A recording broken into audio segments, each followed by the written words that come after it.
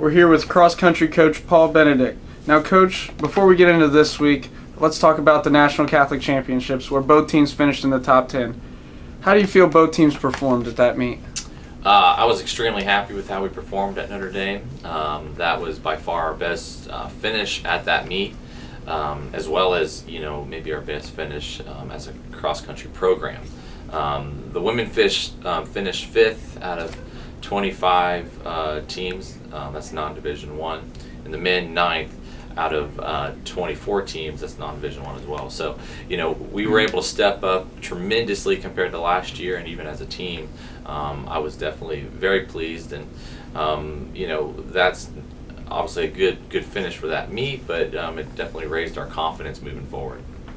You've had a couple weeks now to prepare for the All-Ohio Championships tomorrow.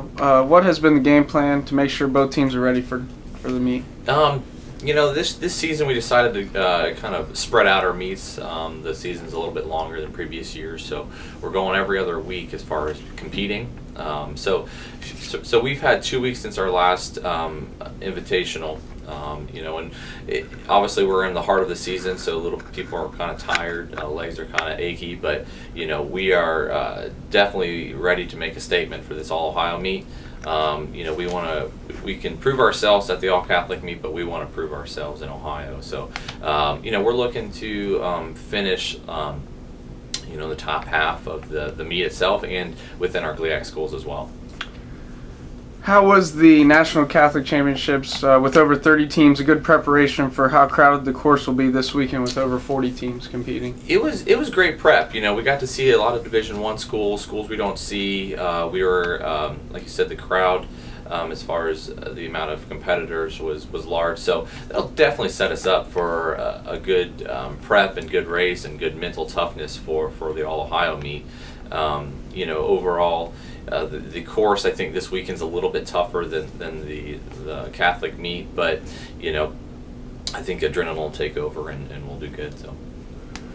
Speaking of the GLIAC schools you mentioned earlier, how good of an indicator will this be knowing you're competing against 6 conference schools this weekend? You know what? I think this is great. A great test, middle of the season to kind of see where we're at. This kind of paves the way for what our athletes need to work on the rest of the season, what their expectations are, what the coaches' expectations are, because not like you said, we're competing throughout the year, but ultimately we want to be able to finish higher than we did last year in the GLIAC standings. And finally, what are your overall expectations for this weekend? You know what? I'm very excited for this weekend. We're hoping that we can maybe even get in the top 10 teams this year for the women's side, and definitely move up on the men's side dramatically than we did last year. I'm confident that we'll be able to improve on our times from last week, and I know that we're going to do well this weekend. Cross-country coach Paul Benedict, thanks for your time. Good luck this weekend. Thank you.